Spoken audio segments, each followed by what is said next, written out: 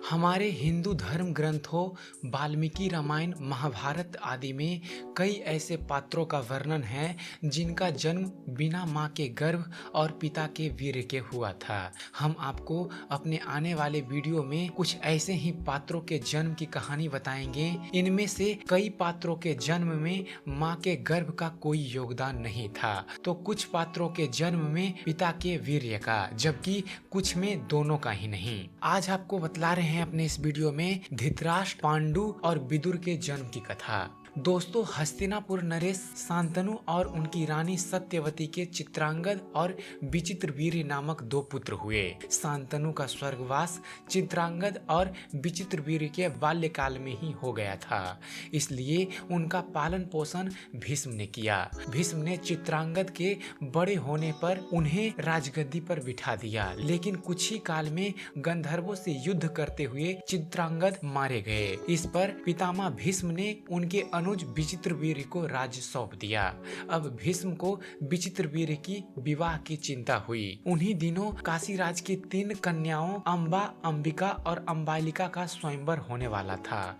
उनके स्वयंवर में जाकर अकेले ही भीष्म ने वहां आए समस्त राजाओं को परास्त कर दिया और तीनों कन्याओं का हरण करके हस्तिनापुर ले आए।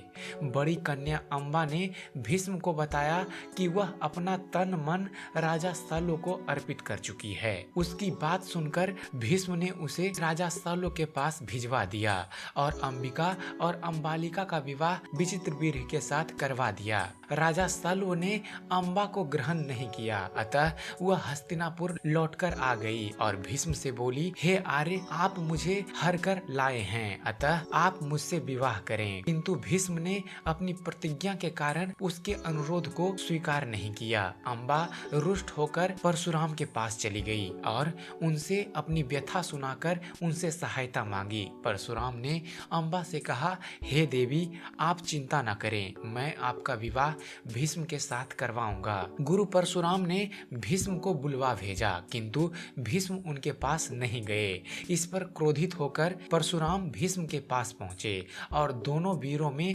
भयानक युद्ध छिड़ गया। दोनों ही अभूतपूर्व योद्धा थे, इसलिए हार जीत का फैसला नहीं हो सका। आखिर देवताओं ने हस्तक्षेप करके इस युद्ध को बंद करवा दिया। अंबा निराश होकर वन में तपस्या करने चली गई।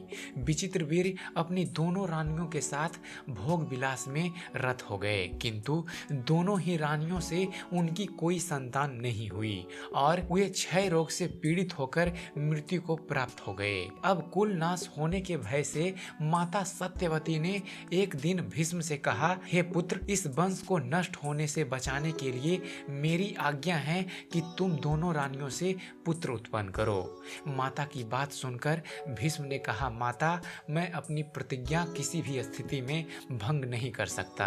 यह सुनकर माता सत्यवती को अत्यंत ही दुख हुआ। तब उन्हें अपने ज्येष्ठ पुत्र वेद व्यास का स्मरण किया। स्मरण करते ही वेद व्यास जी वहां उपस्थित हो गए। सत्यवती उन्हें देखकर बोली, हे पुत्र, तुम्हारे सभी भाई निसंतान ही स्वर्गवासी हो गए, अतः मेरे वंश को नाश होने से बचाने के लिए मैं तुम्हें आज्ञा देती हूँ कि तुम नियोग विधि से उनकी पत्नियों से संतान उत्पन्न करो।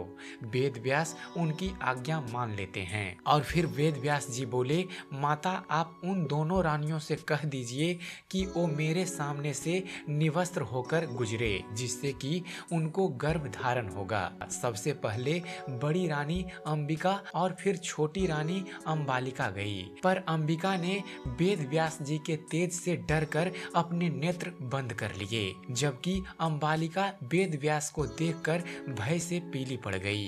वेद व्यास लौटकर माता से बोले, माता, अंबिका से बड़ा ही तेजस्वी पुत्र होगा, किंतु नेत्र बंद करने के दोष के कारण वह अंधा होगा, जबकि अंबालिका के गर्भ से जो पुत्र होगा वह रोग से ग्रसित होगा। यह जानकर इससे माता सत्यवती ने बड़ी रानी अंबिका को पुनः वेद व्यास जी के पास जाने का आदेश दिया।